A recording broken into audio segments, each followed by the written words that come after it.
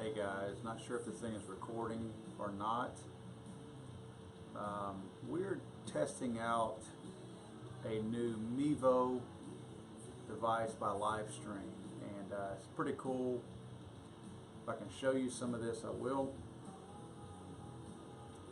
The app on my iPad basically connects to the camera that you're seeing, and it moves with, it recognizes my face. If you can see the little blue box around my face right there, it's following my face. So when I move, it should move with me, which it doesn't right now because I'm staying within the box. But pretty cool. I mean, you see I can move it a little bit as far as, yeah, there it goes. See how it's moving with me? It's kind of cool, actually. Let me kind of do it where you can see. I don't know if you can see the app right there, but if you can see it, it's moving with me. Kind of cool. You can set it to where you can go back to your normal, I guess, your wide view like that. Then you can get back in close again, and again, like I said, it recognizes my face, so it moves with me. That's pretty cool. This is the first time we're using this thing. We will be using it hopefully coming up soon with some USPSA matches and things like that. You know, here in the Temple of Boom, we'll be doing some things, gun reviews and things like that, probably live, and just stream that video straight to YouTube here. But it's pretty cool. I mean, we're hoping that this is something kind of neat for us to be able to use.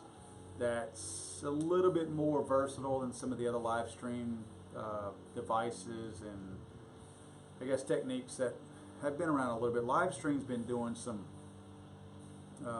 Well, the company Livestream has been doing live streaming type, that's their business, for a little while now, and we've used it. It was a little bit spotty a couple of years ago. It's very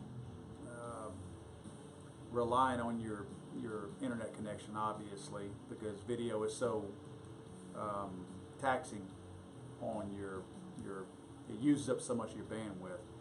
So in the past, we've found that it hasn't been very reliable. So we're trying this out now. I think they've kind of reached a new step.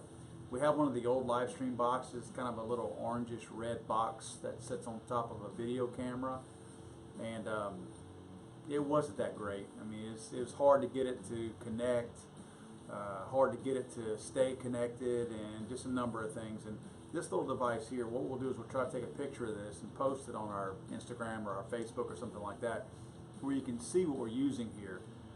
It's a little cylindrical camera about this big, and it's sitting on top of like a power supply, like a battery. I think I had read somewhere that the device itself was only good for maybe a couple of hours or something like that.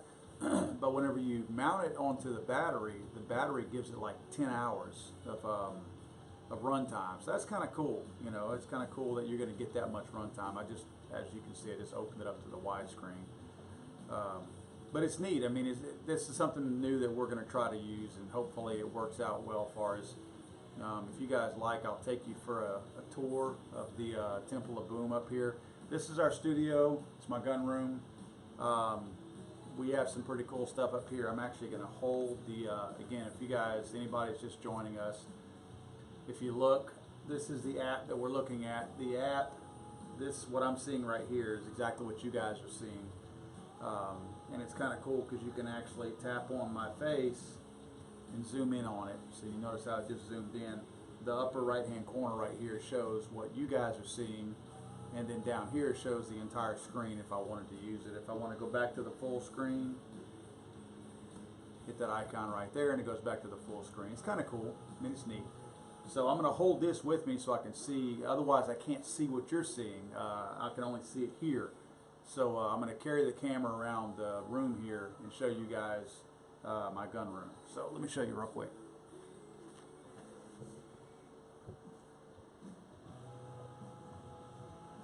Here's the gun room. It's getting close to being finished. It's messy. We've been working in here all day today, so that's why it's messy. So that's pretty much it. Again, we'll go one more round. That's pretty much it. I think I've got probably 99% of the guns on the wall. So that's pretty much it as far as hopefully what I'll be doing very, very soon. Won't be adding more guns. I feel like I've got enough of them there already as far as the wife goes. She's probably would like for me to stop at this point. But anyway, guys, just letting you into our place here, our studio. This is where we're going to be doing a bunch of new filming. Hope you guys like it. And please check back with us whenever you can, because, you know, we like the fact that you guys are hanging out with us. And we're hoping to do more of these live streams coming up soon, to where more of you guys can hang out with us and give us your feedback. If you have a particular gun you'd like for us to talk about, a particular topic in the firearms industry you'd like for us to talk about, we want to know that, and we'd love to interact with you guys live, of course, so it'd be kind of cool. Let's see here. I wish I could read these comments, because some of you guys are commenting and they go away too fast. Yes, and I need like 10 pairs of glasses to be able to read. It's like I need a pair of glasses to walk, a pair of glasses to read, a pair of glasses to use the bathroom. See if I can. Hey, I was wondering what your thoughts are on buying a Remington 700 as a college kid. You know, Remington 700, it's got some history to it. You know the trigger issues that it had. Look forward to the streams, man. Cool. Thank you all for feeding back here. It's good to have that feedback. Yeah, Remington 700, man. I don't own one, and for no particular reason. I just don't own one. I'm not sure, man. I mean, do some research. I'm going to tell you my biggest fear with Remington is that it's not the Remington of old. You know, the Freedom Group, I believe is what it's called. Bought those guys out, bought Bushmaster out, moved everybody to Ilion, New York, and Remington's not been the same. We have a Remington 870 over here. Let me show you. This actually is a good gun. This shotgun right here. I love the shotgun. It's a great shotgun. Remington Tactical. I put the Magpul furniture on it. It's a really good shotgun. And only reason why I'm saying that, I know you're asking about the 700, but I'm mentioning the 870 because surprisingly, I bought another 870 that I ran next to a Mossberg 500 to kind of show the similarities between the two, and actually had a lot of issues with low brass feeding into the chamber, which is kind of unusual in an 870 because 870 is known for being one of the most reliable shotguns on the market. But that was after Freedom Group bought these guys. I just don't have much confidence in the Remington products right now, and I'm not saying they're all junk. I'm certainly not saying that, because Remington, you know, its history and all that kind of stuff, it's got a great history behind it, but it's also got some bad current history too. So I'd be leery about that. I'd do your research. I would probably try to find, if you're looking, I don't know if it's a brand new or if it's a used 700 that you're looking at, but maybe do a little research and see when it was manufactured. I would probably say check when those years were. I don't know when the years were that they were having the issues. And I may be wrong here. I hope that I'm not. But let's see. How do you feel about the Smith & Wesson Shield 9mm? John, I'm going to get to that in just a second. Smith & Wesson 9mm. The 700, make sure and see when they were having the issues with the trigger fire. What it was is the trigger was firing. I don't remember specifically what all I was talking about, but the trigger was firing. I think a hunter and maybe his mom or something like that were hunting, and one of them got out of the truck or something like that, and the gun fired. I mean, it wasn't an accidental discharge as far as the human being involved. The gun just fired, from what I understand, and killed somebody. I don't know if it was the mom or the kid. I think it was the kid, actually. So I'd be real careful with that. Be real careful with the time frame that it was built. Again, the Remington of now is not the same Remington of old. I do think they've made some quality control improvements, so hopefully that assists a little bit. I forget who it was. I'm sorry, I didn't catch the name. Again, my eyes aren't that great. But someone was asking about the Smith & Wesson Shield 9mm. We did a review of the Smith & Wesson Shield 9mm with the Glock. I forget which Glock it was, but it may have been the 43. Anyway, we did a review on both of them, and I got to tell you, I like the Smith. It's a great gun. I think that the narrowness of it is kind of surprising, you know, it being a single stack and all, so you're probably going to like the fact that it's very, very concealable if you conceal carry. Handles really well. I haven't heard any bad things about it. You know, everybody's got their price point out there that they want to spend for a firearm, so you know, you may spend a little more with some of the other ones, but I'm going to tell you right now, the Smith & Wesson, the quality in that particular firearm, I like it. I'll carry it every now and then. I rotate about 5 or 6 guns on a regular basis through my concealed carry group. But let's see, always keep it unloaded, but always assume it's loaded. Yeah, good advice there. Definitely good advice. Always keep it unloaded, but always assume it's loaded. It's good advice there. You know, I was watching a video earlier today. Someone was talking about a video. A gun that they had that wasn't loaded, and it was a video that I saw where someone was arguing with someone else about that. Well, it's not loaded. Well, I knew it wasn't loaded. That's why I handed it to you like that. You know, that's how people get shot. You know, I'm not trying to preach to anybody out there because I'm not the. I'm honestly, I consider to be a pretty safe person, but I'm not the expert in that field. But yeah, you know, when you're sitting here, I see a lot of guys out there that even I'll go shoot with that just don't understand the. I'm going to try to grab a gun here just to show you what I'm talking about. That just don't understand the reasons. I don't have anything loaded in here in this room, but I'll check to make sure. If you hand me a gun like this, I'm not really comfortable with that. You know what I mean? I'm just looking at the video to see if that's how you hand a gun. And I'm looking here. My mother used to say the devil always loads the gun, so I always assume it is so. That's true. That's good advice. Listen to your mom. But if you hand me a gun like this, it's not making me real comfortable, and we're probably not going to be really close friends after that. And even if you hand me a gun like this, I'm still leery. You know, the right way to handle a gun to somebody, if you're handing it to them, is like this. It really is. That's the safest way to do it. It cannot go off in this condition. It's not in battery. There's no chance of it being in battery. If there were a loaded magazine in it, this is an empty magazine, but if there were a loaded magazine in it, you know, it's going to have to be, somebody's going to have to hit the catch before it's actually going to go in the battery. So you're not going to have that issue, and it's hard to hit that catch and make it go in the battery with that magazine, you know, stabbed up in it. So this is how you hand a gun to somebody. Hand it like this, you know, out of battery, slide locked, and you know, quite frankly, the right way to do it is with no magazine in it. But still, this is the right way to do it. So I wouldn't hand a gun to anybody like that. I'm always leery about that. You never know.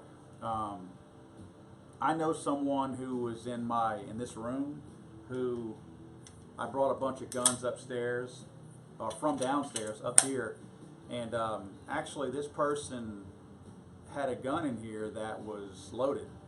I don't have any other guns in here that are loaded, and they actually charged the slide and put it back up there, and the only way I knew it was the hammer was locked on it. It was a 1911. The hammer was open on it. And you know, I came in here the next day and I happened to notice that gun, and you know what, I almost lowered the hammer by pulling the trigger, but I checked the slide and there was a round in it. I don't know how that happened. That's why I kind of got paranoid after that about there being ammo in this room. And now I have, let me show you, I have some red bins right there, right here. These red bins are the only place that ammo is allowed in this room. So that's kind of my way of trying to keep it a little bit safe in here. Oh, and somebody else just commented. I apologize, I missed that. I'm trying to keep up with that, guys. if somebody else whoever just commented, if you could comment again, I'd appreciate it, because I apologize. It just went off the screen. Anyway, I only put my any ammos in those red bins over there. None of these guns in here have any ammo at all in them. Let's see, the first time I ever went to the range with my revolver, such a good grouping, even a former member of the military. Yeah, I personally am not a revolver guy, and I don't mean that in a negative way. I'm not trying to sit here and dog the revolvers. I've got a couple on the walls over here. I've got my dad's old 357 Colt single action arming. Love it. It's a great gun. It's just I carry on a regular basis, and of course revolvers. I have a tough time carrying a revolver. I like to carry. I've got a few guns that I rotate that I carry. Wintertime I'll carry a 1911, but mostly I'll carry a polymer gun. Colt Python is always impressive. Yeah, if you can find me a Colt Python, it's affordable now. Thanks to the Walking Dead guys, Colt Python is not exactly affordable anymore. Is it okay to hand rifle someone with the nose pointed up, or is it better to keep it down, pointing on the ground, even when it's loaded? Man, two things, and this is just my opinion. I'm no expert. I would never hand a loaded gun to anybody. I understand there may be a circumstance, maybe if you're hunting, you're walking through a field or something like that, say you're dove hunting, and maybe you're going through a fence, you need to hand a gun to somebody. That's the only time I could ever see handing a loaded gun, loaded rifle, shotgun, whatever, to anybody. I know that's still iffy. There's probably guys out there that'll still say don't do that. It's going to happen. You know what I mean? It's going to happen. I've been hunting many times, and I'm going through a barbed wire fence, and I need to hand my shotgun to somebody. And it's the same thing whenever they're going to it. But I think up or down, depending on what you're doing. If the person is climbing under the barbed wire fence, for instance, I'd aim the muzzle up. If they're climbing up and over, maybe I'd aim it down at that point. You know what I mean? It's probably a situational thing where it's based on the circumstance that you're in at that particular time. I just saw somebody, and I apologize because, again, my eyes are terrible, guys. But I just saw somebody mention that I need to come by and shoot at the gun cave. If you could, whoever that was, reply back. I mean, I'd love to. I like frequenting a lot of these different ranges. I like doing stuff like that. That's fun to me. I'm trying, as you can see, I'm messing with the app a little bit more to try to get the picture in frame here. You look, anywhere I can go to shoot, anywhere that I have a gun that's going bang in my hands is a good day. I enjoy that. It's fun times for me. So if you're anywhere close by, and I think it was the gun cave, it's a gun shop, the gun cave in the Lake Charles area. Where is that at? The gun cave in Lake Charles? I guess LC, that's Lake Charles. That's where we're at. For those of you that don't know, we're in the Lake Charles, Louisiana area, down here in southwest Louisiana. And yeah, I'm open for shooting anywhere. Again, as long as it's safe. I got to tell you, I go to some ranges locally, and I'm not going to name the ranges, but whenever I look at range tables, Lake Charles Tackle, I didn't realize you guys had a range in Lake Charles Tackle. I know where Lake Charles Tackle, I've never been to Lake Charles Tackle, but I didn't realize they had a range inside there. I'm sorry to digress real. Will Trump make suppressors and SBRs more available anytime soon? Man, I hope so. There's a lot of stuff going on right now behind the scenes. We were at SHOT Show and then NRA Show in Atlanta here recently, and talking to the Silencer Co. guys. I think his name is Jeremy with Silencer Co. Jeremy is very instrumental in the whole suppressor thing. Jeremy is one of the kind of guys that I think he told us he lives in Washington, D.C. half the time, 50% of his time he's there, because he's really working on these guys, lobbying with them. He's very, very active in that. So I think that he's pushing it hard enough, and maybe he's making some waves. The problem is all the garbage going on over there right now. in Washington, it kind of makes you wonder, what are they really focusing on? You know, I know right now they're talking about the healthcare stuff and some other things. So I don't know how much effort they're actually putting on something like that. However, I think it's going to happen. I really do think it's going to happen. It makes the most sense. The SBRs, man, I got to tell you, I've seen a lot of the things that the ATF has been, they've talked about. Yes, that is a saw behind me, whoever was asking. Let me go back to the full screen. Yes, that is a saw right here. M249. 5.56 version, not a 308. Anyway, I don't think SBRs are going to happen, because I think what's going to happen, just like anything else in Congress or in Washington, D.C., you know, when you want to ask for something, you ask for a whole lot of BS and a whole lot of crap that you probably don't expect to get, knowing that one or two little things in there you might actually get. So they'll probably pile a bunch of things into a bill and strip the SBR and probably machine guns, you know, full auto, probably strip all that out of it and try to make the party that's trying to pass it, of course, no say in those matters. Yes, you're right, Jonathan. Trump has no say in those matters. Contact your congressman and push them. Exactly. And thank you for saying that. I missed your name. Whoever said that, yes, Trump is not the guy to make that decision. That's why it hasn't happened yet. Quite frankly, if Trump was the one saying it, I would imagine, just guessing, it probably would have happened. But yeah, I mean, contact your congress people.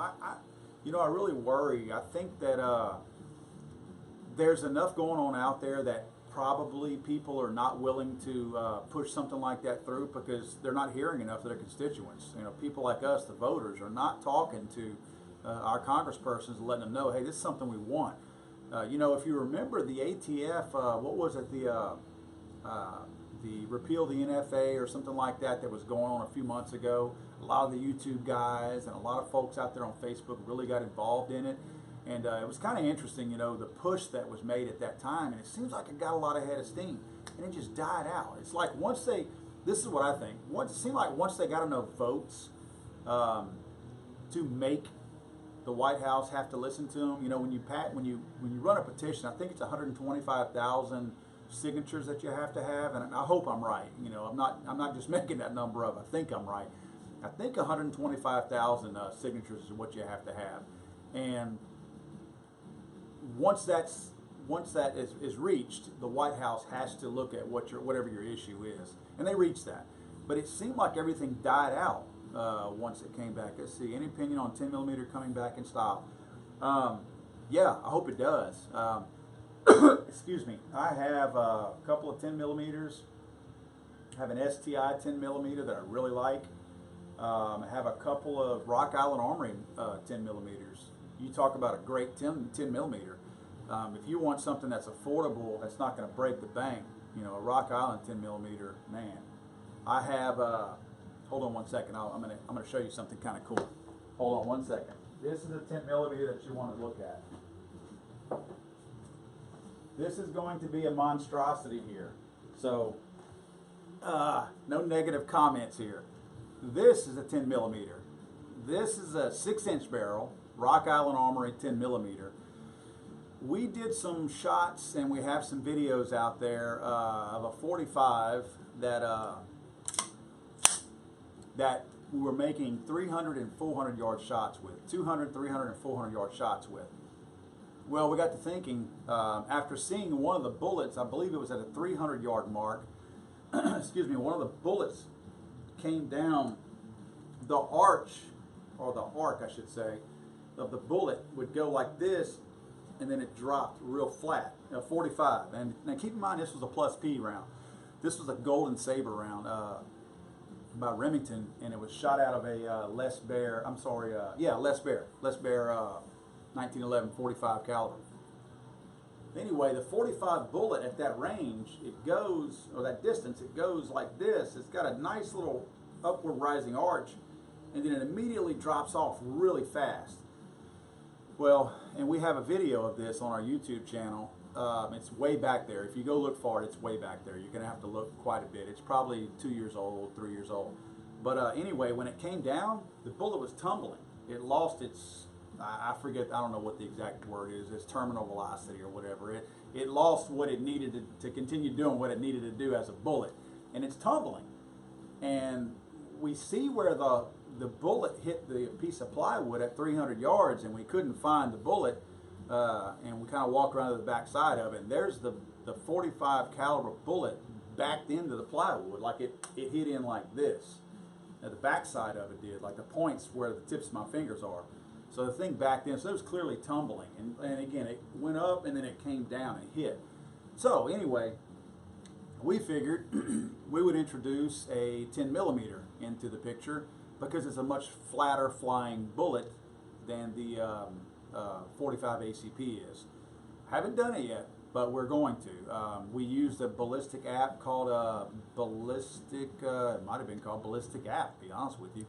But Ballistics or something like that. I don't know if I have it on my phone or not, but I can put it in the comments or something like that. But anyway, we're going to use that because the cool thing about it is you put in the gun you're using, you put in the ammo you're using, and the location where you're at, and it takes all of your weather and things like that and puts it in consideration, and tells you what your holdover rate is going to be. We were shooting a holdover rate. We hit the target at 400 yards, which is our first and only shot at 400 yards. Is once we hit it on the first shot, I quit. But I think our holdover rate was 27 feet.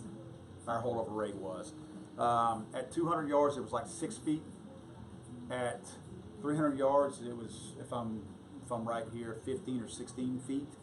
But again, at 400 yards, it was 27 feet. It was pretty incredible. We didn't have anything to really gauge it at that distance, so we just portable carbine. I was able to. I'm sorry, guys. I'm missing a lot of these comments.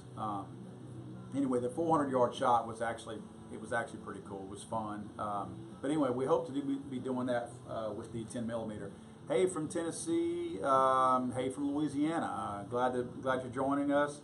You know, comment, guys. I'm gonna have to try to read some of these. Do you own any grenades or flashbangs? I don't. Also, do you think current law enforcement in America and elsewhere should? I missed it. I missed the last sentence of your question. I'm sorry. I don't own any grenades or flashbangs. I don't know that I have much use for any. I think tear gas grenades are illegal.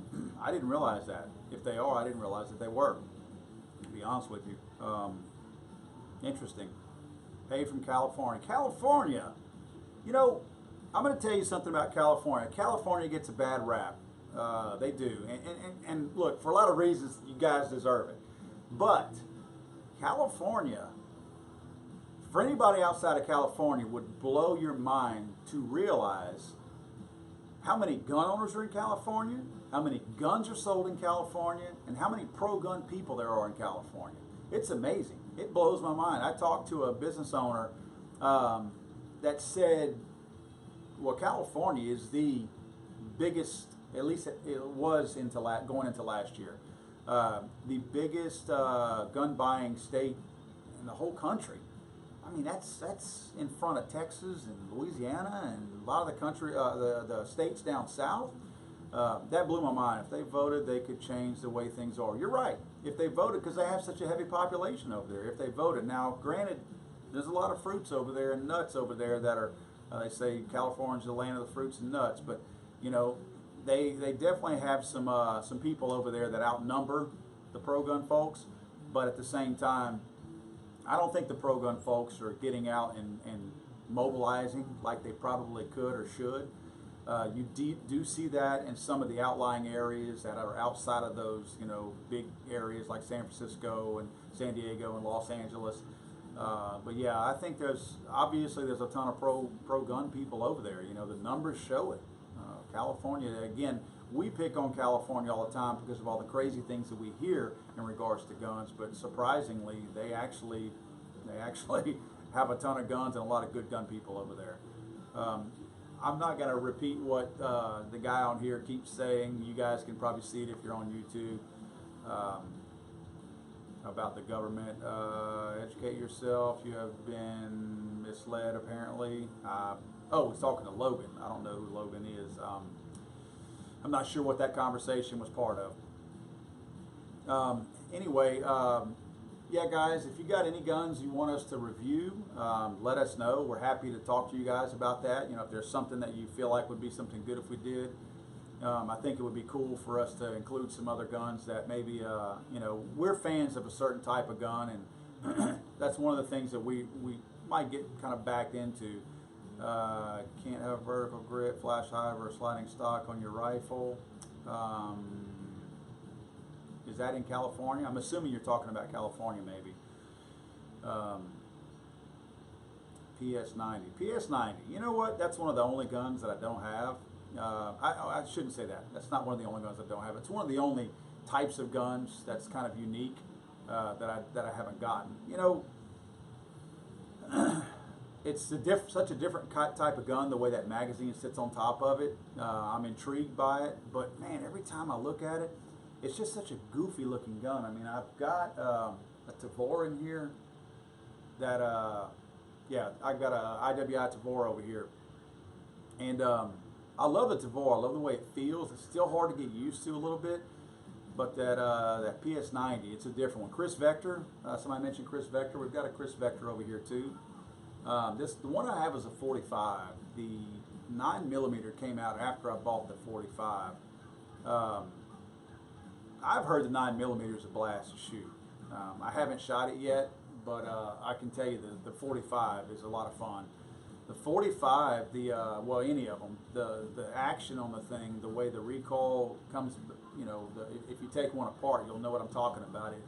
It sends the recoil, instead of straight back, it sends the recoil across and then down at an angle, like about this way, excuse me, about a 45-degree angle. So it's a little bit different. And you can feel it. You can feel that it's not hitting you here. You can feel that it's coming down like that. It's definitely a different type of recoil. There's no doubt about it. A lot of fun to shoot. I enjoy it. But again, I haven't shot the 9, so I'm looking forward to it. If you guys have shot the 9, tell me about it. I mean, I have heard some good things about it. A guy at a local gun shop over in Sulphur has a 9, and I need to go in there and shoot it. Go back to Reddit, or I think these guys, I think there's somebody arguing with each other. A couple of people might be fighting in here. If you're looking for some drama, or AA-12's banned, AA-12s.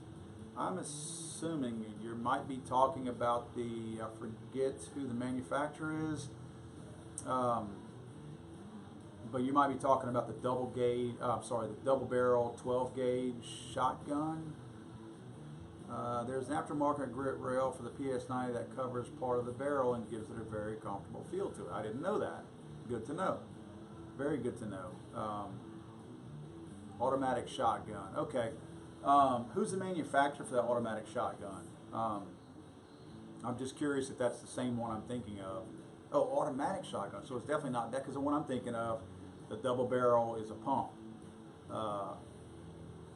Yeah, that's a pump shotgun I'm thinking of, so I'm definitely not on the same page with you. Apologize for that. Anyway, what guns you guys want us to run some full reviews on? I mean, right now we're just chatting in here, but I mean, if you guys have anything that we have in here that we haven't run, looking at some of our guns, we actually have an IWI. Yeah, you can see it. It's in the picture right there. Let me see. Yeah, there's the, that's an IWI Tavor right there. That is one that is pretty cool. Real quick, have you seen Daniel Lesh on NRA TV? She's getting a lot of negativity from Black Lives Matter. Yeah, I have seen Dana Lash on NRA TV. Quite frankly, guys, and you know, we try to really stay away from the VEPR, yeah. We try to stay away from some of the racial stuff out there, because it's too easy for people to try to paint you into a corner and get you to, even, you can say a play on words. If I said I was wearing a black shirt today, you know, some people will misconstrue that as being something racist. So I try to stay away from that as best I can. On my personal page or something like that, I may say things that just fight back a little bit, but you know, we're not racist people, and we try to stay away from that. But the Black Lives Matter people, I still consider that. I don't think it's fair to say that they're a terrorist group, so to speak, but boy, they're right on the verge of it. I don't know that they've been proven to be part of anything terroristic, but for them to be lashing out at Dana Loesch, that's not. I don't even consider them legitimate. You know, just because President Barack Obama, former President Barack Obama, invited them to the White House does not mean that they are credible. There are a lot of people who have been to the White House who are not credible people, and that doesn't make Black Lives Matter credible because they're there. So, or they went there.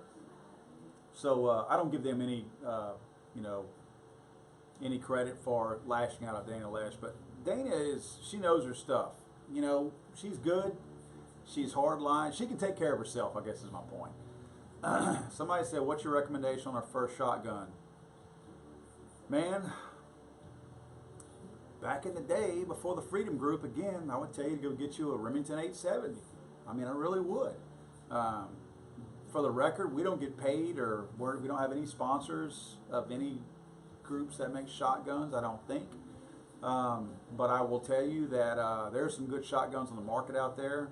Mossberg makes a great shotgun. They're 500, they're 590 is a good shotgun. You can do some really cool aftermarket stuff with it. I think you can probably get most of those shotguns for $300-400, you know, a reliable shotgun.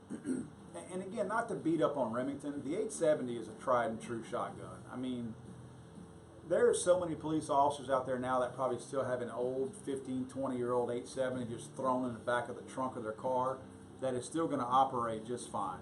You know, it's going to do the thing, it's going to do the trick, but it's the older pre-Freedom Group 870, and they're more reliable.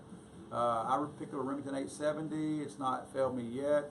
Yeah, exactly. I mean, depending on which 870 you got, it's probably known historically for being the most reliable shotgun on the market.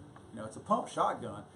I'm gonna tell you, the Remington 870 that we had the issue with was the first time in my life that I've ever had an issue with a pump shotgun, either loading or ejecting a spent casing. And what was happening is, and again, it's in one of our older videos,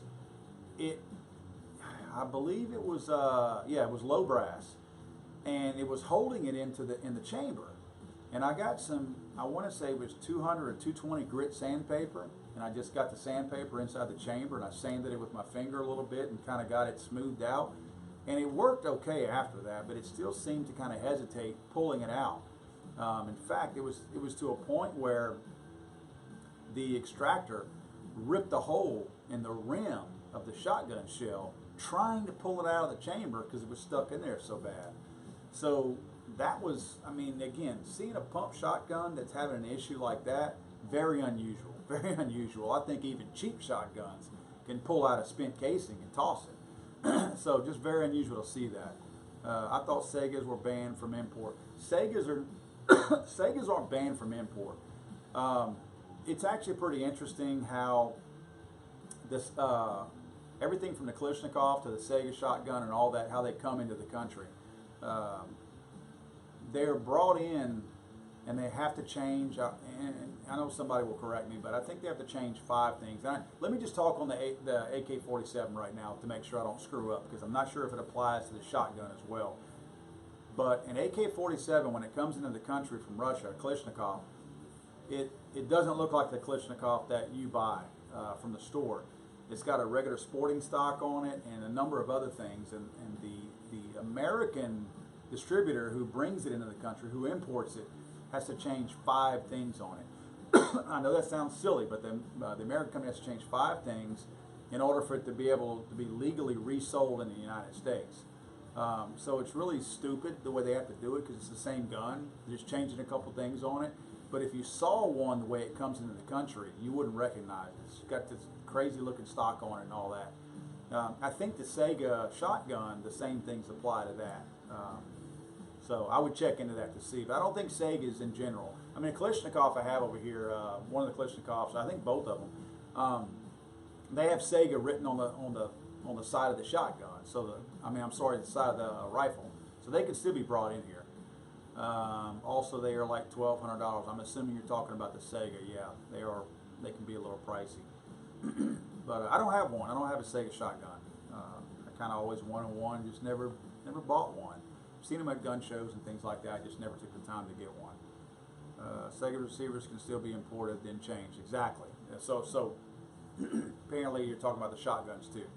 So I guess the shotguns can as well. Like I said, my receivers on my AK-47s, Kalashnikovs, both say Sega on the side. So I know they can be imported. They just have to be modified before they can be sold to the American public.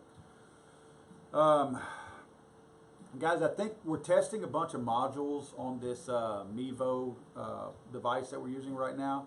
I think we're going to try to take this live stream over to Facebook. You guys may not be into Facebook and all that, but we're testing it on a couple of different platforms.